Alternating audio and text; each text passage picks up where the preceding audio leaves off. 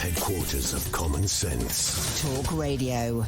I read with interest, as ever, your column at the weekend.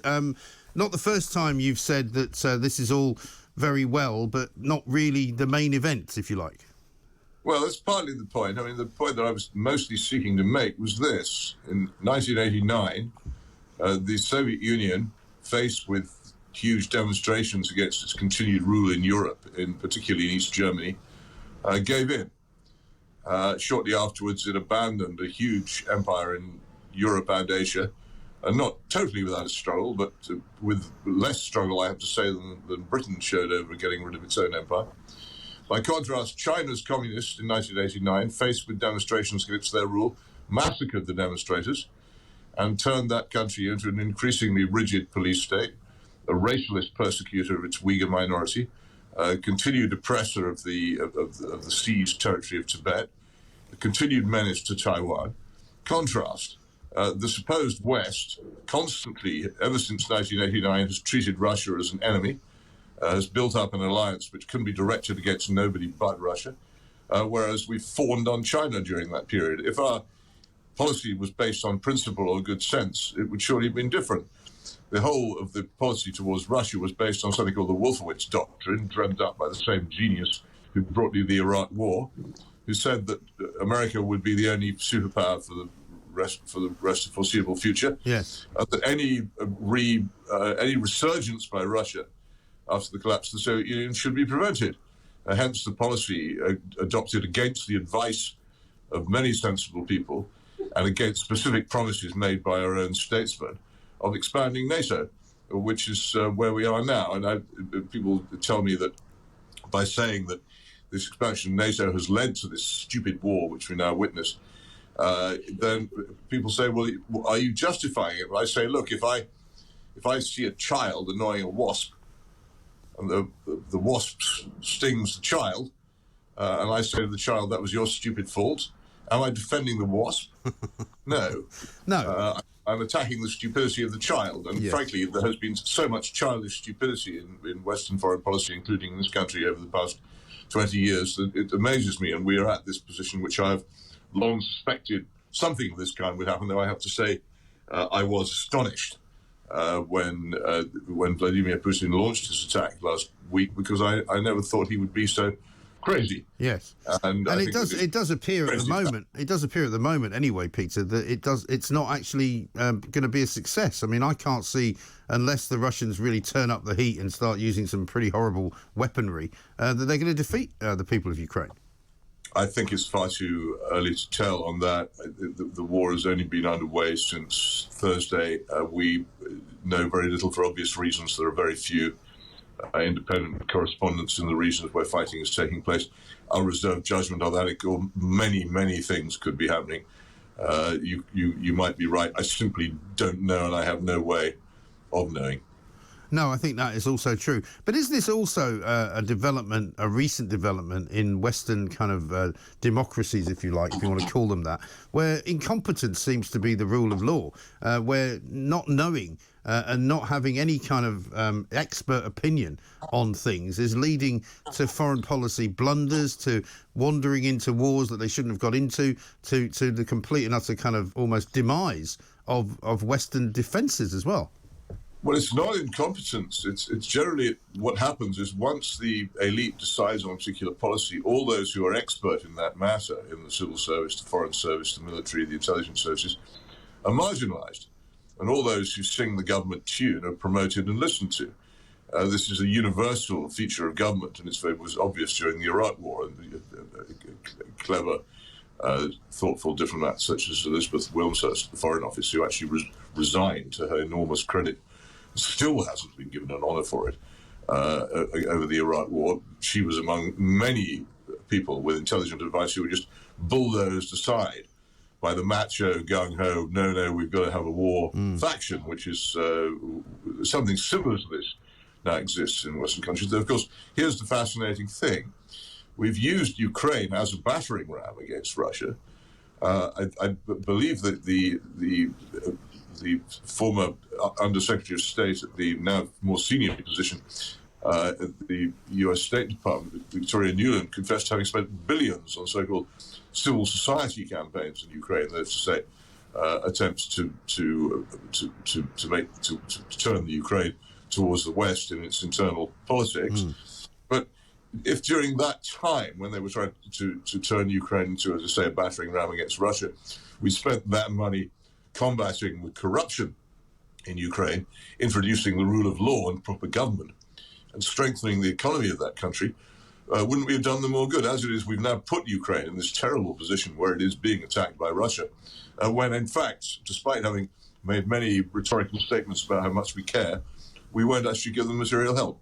Yes, and although I'm led to believe that we are giving them material help, and that they are in receipt of certainly money and small arms, and certainly possibly even larger versions of arms that are coming through somehow or other. So I'm sort of not convinced that we're not doing anything. I'm not advocating material help, actually, because the problem is that if NATO or any NATO country did intervene, then the war would instantly widen into a terrifying scale with no known end and appalling possibilities. So we can't, and we know that we can't, and we knew when we egged this fight on into existence, we knew that we couldn't. So now Ukraine is the victim of our militancy. We've done the shouting. They get bombed.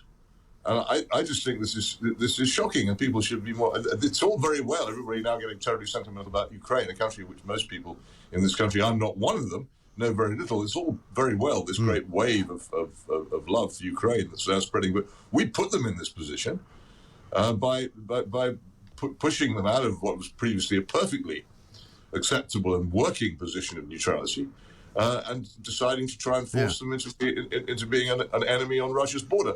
Well, that was always going to lead to trouble, as I predicted. It's not difficult to predict. If I can predict it, anybody can predict it. Yes, but surely as well, Peter, if Vladimir Putin speaks as though Ukraine does not exist, if he speaks as though Ukraine is in fact Russia, and if he speaks as though, there are people there telling him to come in and rescue them from the dreadedly ghastly Ukrainians, then surely he has to bear the blame for the invasion. It's not our fault that he invaded, is it?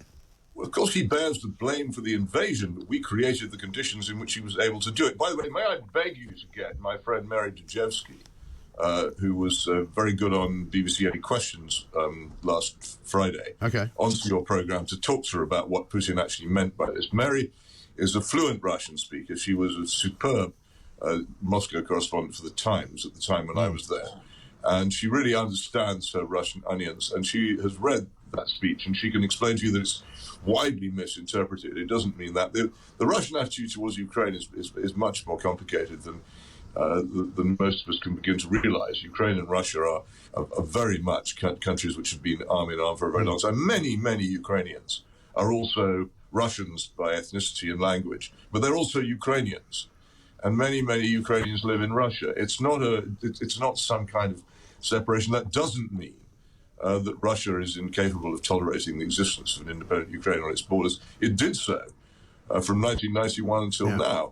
But the crucial change came, and this is the real moment when war, if not inevitable, was very hard to avoid. It was in 2014, when the West openly supported the lawless and violent overthrow of the Ukrainian government. It wasn't a very nice government. I've yet to see a nice Ukrainian government, to be honest. Right. But it was the Ukrainian government. It was legitimately in power, and it was overthrown by a mob.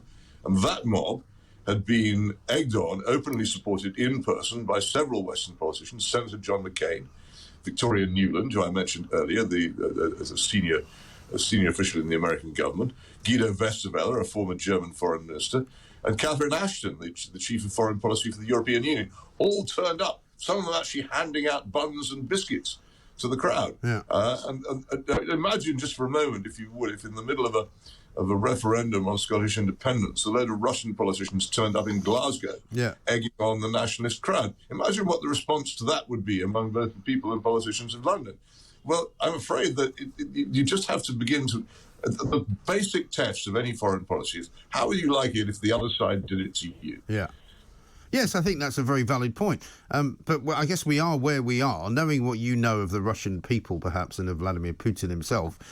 where does it go from here? Because, to me, if for example, the Ukrainian resistance holds up, for some reason the Russians don't have the wherewithal to take the country over simply because not enough people will let them do so.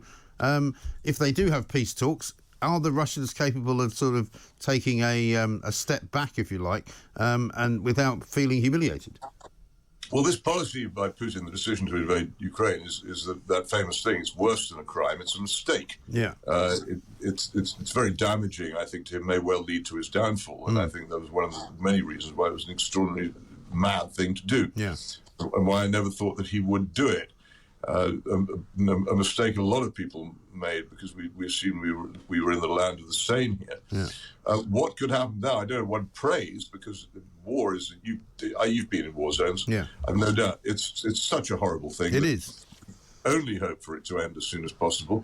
And what the worst thing that could happen would be if Ukrainians turned, as we turned Libya a few years ago, into a permanent pit of fire and screams, where the fighting never ends and there is no government.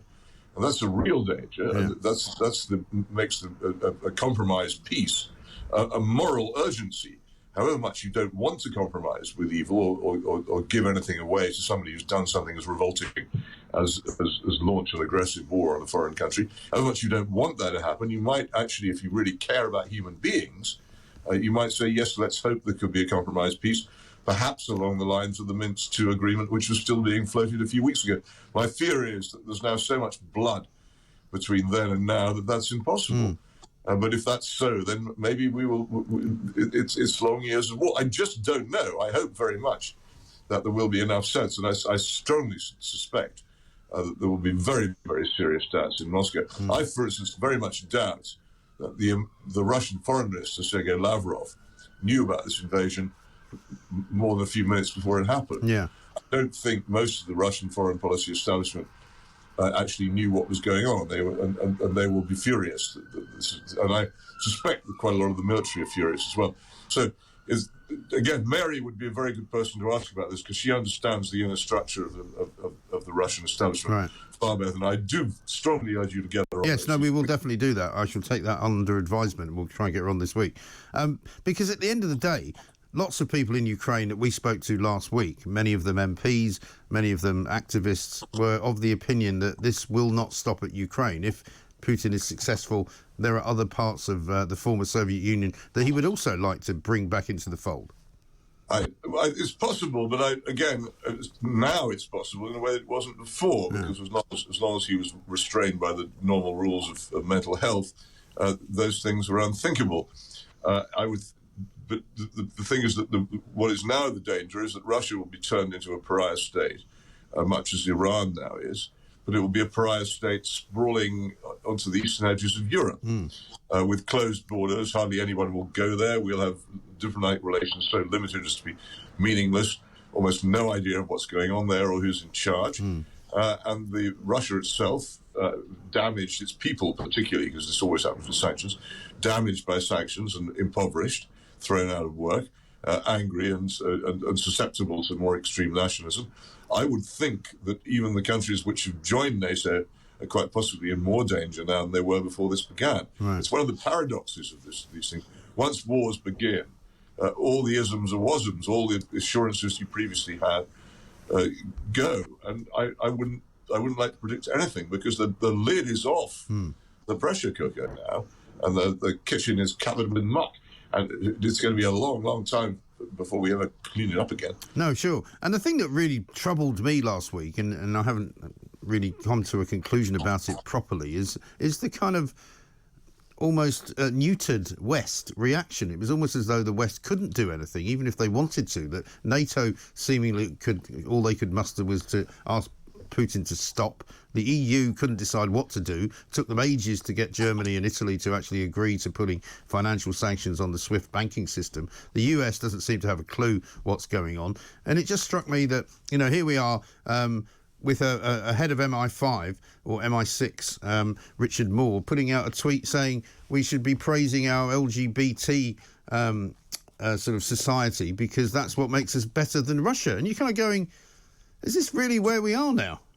Well, it probably is, but I think that there has been definitely a difference, a strong difference between European attitudes towards Russia, inevitably because of the energy problem. Yeah. Germany is heavily integrated with Russia economically and knows that it would damage itself greatly if it cut itself off, and there isn't any question of that. They've made that problem worse by their green frenzy. They shut down their nuclear power stations, so they frantically need Russian gas. So that's part of it. Also, there's no particular interest among most of the European countries in the conflict with Russia. That comes out of Washington. Yeah.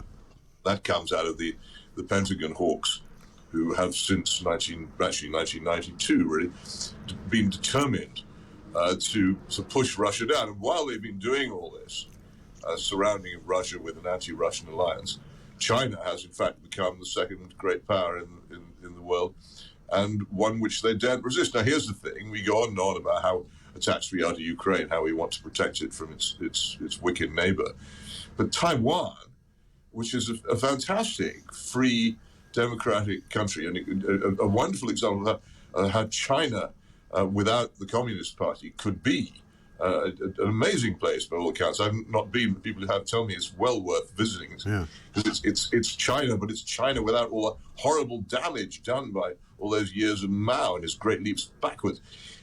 There is Taiwan, a valuable country, one which needs to be defended, and we won't even. This guy, I know people are shocked by this. I tell people this, really, we don't even recognize it diplomatically as an independent state because we're too afraid of China to do so. The Dalai Lama, a harmless old monk who speaks with increasing hopelessness for the case of Tibet, overwhelmed by China. What is it now? 60 years ago. Yeah. And we won't even speak to him or invite him to London anymore because we'd lose trade deals. And when Chinese leaders come to London, you'll have observed this, they're welcome in Buckingham Palace for dinner, but this is the terrible thing.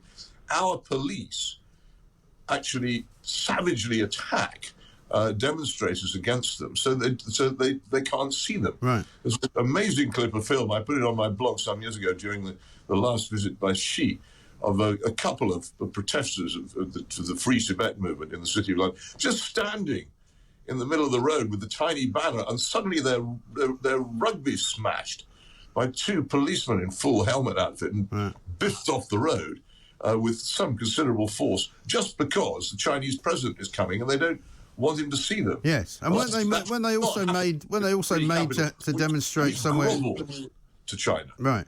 But were they not also made to demonstrate sort of some distance away from anywhere that he was, so that nobody could actually see them?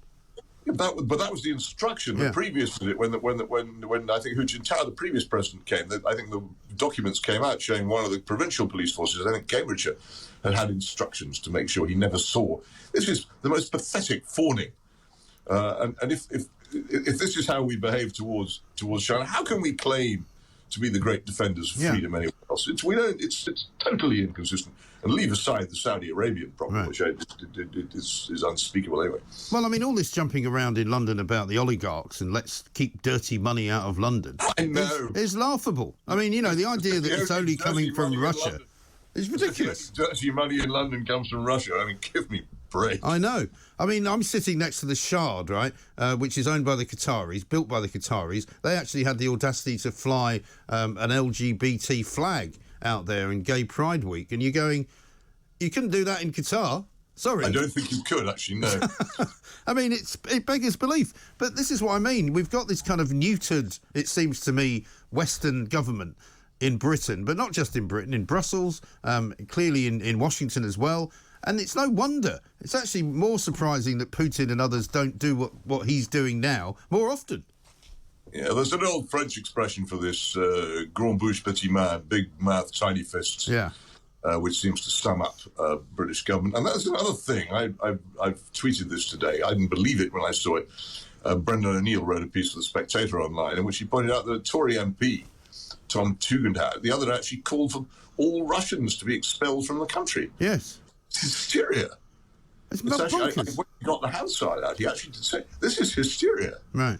Well, also, if you did that to any other nationality, if it was a nationality of people to whom you were supposedly opening your arms, for example, if you were to say, let us kick out everyone who's come here from Ethiopia, you'd be branded all sorts of terrible names, racist and all the rest of it. Well, I do think Mr. Tugendhat should reconsider what he said, put it like that. Yes, I think that would be wise. Well, listen, it's been a pleasure as ever, Peter. China, meanwhile, are watching, presumably with some kind of a wry smile on their face. Oh, they watch everything we do. And they listen as well. Hopefully they're listening to this. Well, they take account of it and they act accordingly. They watched us invade Iraq. They watched they watched us bomb Libya. They watched us. They kept rather remarkably quiet when we bombed their embassy in Belgrade, if you remember, some years ago. Yes. But they remember it, and when the day comes when they feel strong enough to do these things, they say, "Well, you did it first." Right. And they'll be right, unfortunately, because the moral superiority, I think, we lost some time ago. Peter, great to talk to you. Thank you very much indeed. Peter Hitchens, Mail on Sunday columnist, always worth listening to. Good talk. Hot talk. Bold talk. Talk radio. Listen on your smart speaker. Watch it live on your smart TV. The world headquarters of common sense. Talk Radio.